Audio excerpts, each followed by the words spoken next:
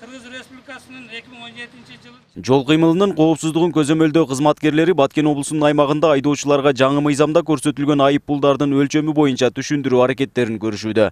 Бул иш-чаралар 15 январга чейин уланат. 15 январга чейин ушундай иш-чараларды өткөзүп атабыз. Элге жеткизишибиз керек болот да. Мындан кийин ушу айдоочулар жол эрежесин бузбастан дайыма жол эрежесин сактап жүрүүсү зарыл болуп атат да. Бул штрафтардын кымбаттаган себеби бул жол транспорт кырсыктарын азайтуу максатында кылып атабыз да, мунучу кылынып атат да. Аны көпчүлүгү түшүнбөй атат. Анткени араңдан акча тапкан такси айдоочуларды бул мыйзам ойлондурбай койбойт. Канчалык жол эрежесин бузбашка аракеттенсең да кемчилик табылат. Но деген да жери бар да. Бирок элдин ага каражаты жетпейт да. Мисалы үчүн пенсионерлер 2-3 миң айлык алат, такси ойт этсе, алар кандай кылат? Мо таксилер деле дальныйда жүргөн. Алар деле бизге эле акча таап атат, штраф андан көп да. Билбейм мен аны кандай дейм. Болгон, мисалы үчүн кокустан келе жатып фарым күйбөй калса 1000 сом дегенди мен каяктан төлөйм мисалы. Кокустан өлүп калат да, бул өчүп калышы мүмкүн. Электричество деген бар берде. Буларды эске алган эмес да. Мисалы үчүн аз тосса эле мисалы үчүн жазат да, туура. Жазганда эми 1000 сом биз үчүн кыйын.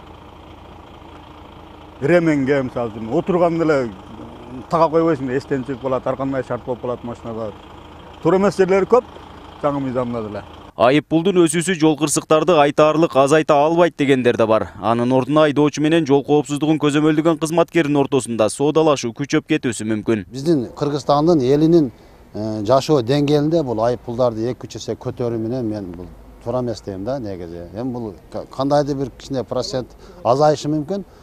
Бирок бул жерде башка нерсеге жол берилип кетиши мүмкүн да. Коррупция күчөп кетиши мүмкүн. Ушундай бир азыр элдин баары ошону сүйлөп атат да. Негизинен коррупция күчөйт деп. Деген менен мыйзамды сыйлап, жол эрежесин сактоого аракет көргөн айдоочу айып пулдун өлчөмүнөн кооптонбосо да болот. Айдоочу катары оюн боюнча туура. Булчу кээ бир адамдар айтып атат, азыр айлыкты көтөрбөйсүңөр деп. Эч айлыкка байланышы жок ол. Ар ким өзү үчүн жооп берет. Мисалы үчүн мына гаилерибиз турат. Буларга рахмат. Ошол тосуп, эскертип, баягыдай деп. Бардыгыбыз кошулушубуз керек да. Жооп берген адамдар, машина айдаган адамдар канча адамдын өмүрүн неме кылып кетип атат.